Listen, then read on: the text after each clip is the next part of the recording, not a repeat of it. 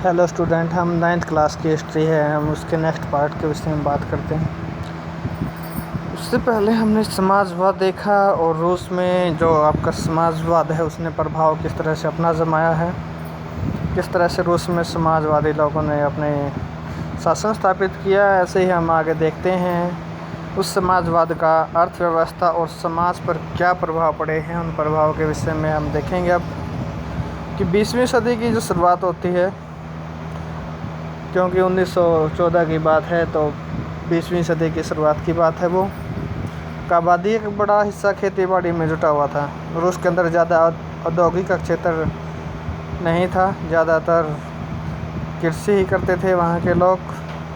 और रूसी साम्राज्य की लगभग 85% जनसंख्या, यानी कि 85% तो हमारे देश की भी नहीं है आज भी, लेकिन वो उस समय 85% जनसंख्या जो है कृषि पर ही निर्भर थे आजीविका के लिए। लेकिन आज वो देश बहुत आगे निकल चुका है और ये उन्हीं समाजवादी सरकारों की देन रही है। यूरोप के किसी भी देश में खेती पर आश्रित जनता का प्रतिशत इतना नहीं था जितना रूस के अंदर था।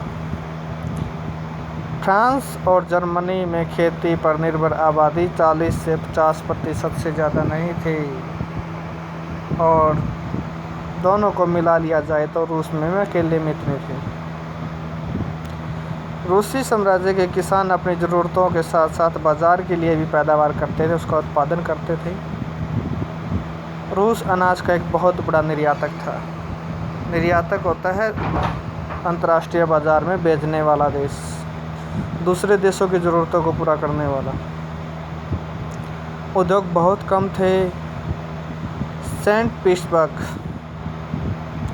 और मॉस्को प्रमुख औद्योगिक इलाके थे रूस के, सेंट पीटर्सबर्ग और मॉस्को। लेकिन ज़्यादातर कारीगर उत्पादन ही करते थे।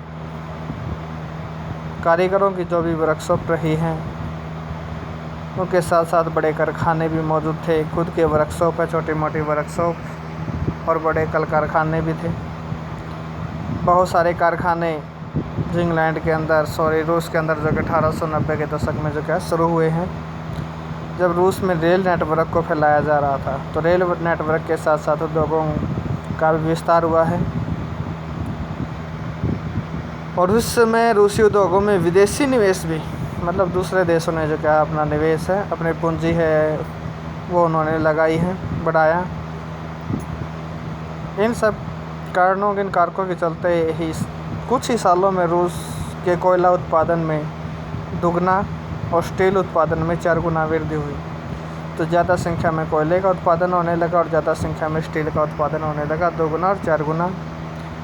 1900 तक के इलाकों में तो कारीगर और कारखानों की संख्या लगभग बराबर हो गई थी।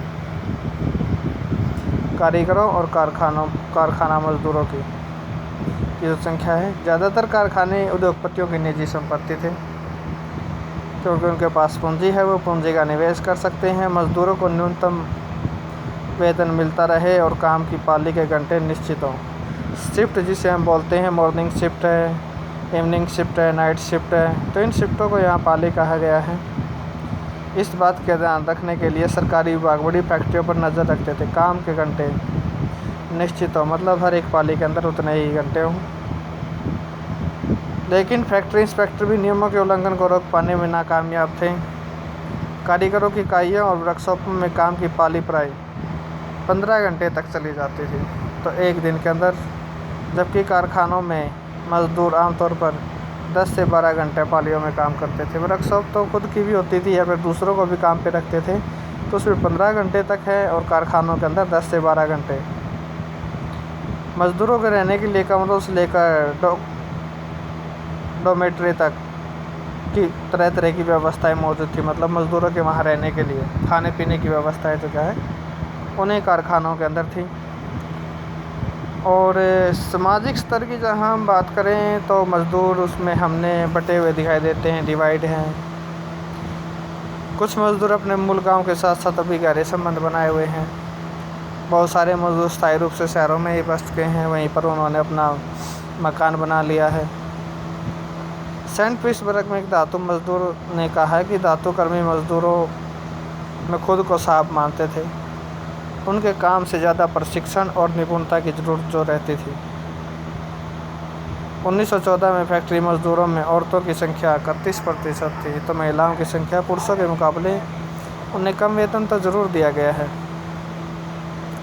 आधे से 3/4 तक उनको सीमित किया गया वेतन में।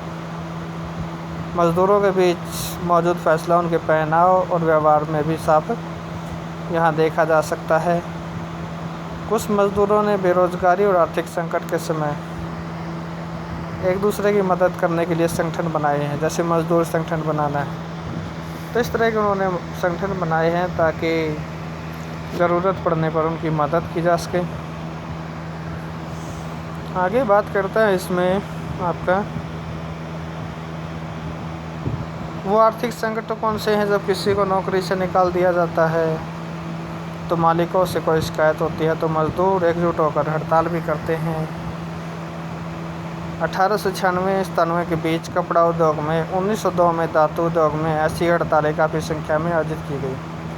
मतलब अपनी मांगें मनवाने के लिए मजदूरों ने जो कपड़े उद्योग है उसमें 1896-97 में किया गया, और जो धातु उद्योग है, स्टील उद्योग थे जैसे आपके, उनके अंदर 1902 में जो क्या उन्होंने हड़तालें की हैं। ग्रामीण देहात है, ग्रामीण बोलते हैं इसे, ज़्यादा ज़मीन पर किसान खेती करते थे, आज भी करते हैं हमारे देश के अंदर भी अगर हम बात करें तो। लेकिन विशाल संपत्तियों पर सामंत है राजशाही है। ऑर्थोडॉक्स चर्च रूस के अंदर है, चर्च है वो ऑर्थोडॉक्स ईसाई चर्च है, जो मज़दूरों की तरह किसान भी बटे हुए थे। किसान बहुत धार्मिक स्वभाव के रहे हैं। एक दो अगर एग्जाम्पल को छोड़ दें हम, तो वे सामंतों और नवाबों का बिल्कुल सम्मान नहीं करते थे। इक्का दुक्का सामंतों नवाबों को जो सत्ता और हैसियत मिली हुई थी लोकप्रियता की वजह से नहीं, बल्कि शासक है, राजा है, जार के प्रति उनकी निष्ठा और सेवाओं के बदले उन्हें जो क्या है वो प्रतिष्ठा मिली हुई है। और यहाँ की स्थिति फ्रांस जैसी नहीं है। मिसाल के तौर पर फ्रांसीसी क्रांति के दौरान ब्रिटेन के किसान न तो केवल नवाबों का सम्मान करते थे, बल्कि उन्हें नवाबों को बचाने के लिए बाकायदा लड़ाई भी लड़ी है। लेकिन रूस में किसान चाहते थे कि नवाबों की ज़मीन छीनकर किसानों में बांट दी जाए, लेकिन इंग्लैंड के अंदर ऐसा नहीं था। बहुत दगा लगान भी चुकाते थे और कई जगह तो जमींदारों की हत्या भी की जा चुकी थी। 1902 में दक्षिणी रूस में ऐसी घटनाएं देखने को मिली हैं जब जमींदारों को मारा गया है। 1905 में पूरे देश में ऐसी घटनाएं घटी। 1905 की फरवरी क्रांति की बात आती है। रूसी किसान यूरोप के बाकी किसानों के मुकाबले एक और लिहाज से भिन्न थे। वो क्या भिन्नता है? किसान समय समय पर सारी ज़मीन को अपना कम्यून मीर को सौंप देते थे। सारी ज़मीन है जो मीर है कम्यून, उसको सौंप देते थे, और कम्यून ही प्रत्येक परिवार की ज़रूरत के हिसाब से किसानों को ज़मीन बांटने का कार्य करता था। यहाँ पे आगे हम रूस में जो समाजवाद है, ये आपने देखा था कि ये सामाजिक जीवन पे प्रभाव है, आर्थिक क्षेत्र पे प्रभाव है, अर्थव्यवस्था और समाज पे जो हमने प्रभाव देखा है। उसके बाद हम रूस में जो समाजवाद है उसके विषय में हम बात करते हैं जहाँ आगे, क्योंकि यहाँ सोशलिस्ट और रशियन डेमोक्रेटिक पार्टी है, तो यहाँ मार्क्स के विचार रहेंगे, लेनिन के विचार रहेंगे। उसके विषय में उथल पुथल के समय है। 1905 की क्रांति की बात आएगी आगे। पहले विश्व युद्ध का रूस पर क्या प्रभाव पड़ा, वो बातें रहेंगी। 1917 में फरवरी क्रांति की बात आएगी। वो अक्टूबर क्रांति है 1905 की। तो अभी हमारा ये चैप्टर काफ़ी रहता है, अभी तो इसके कई और पार्ट हमारे बनेंगे। तब तक आपका धन्यवाद यहाँ पे।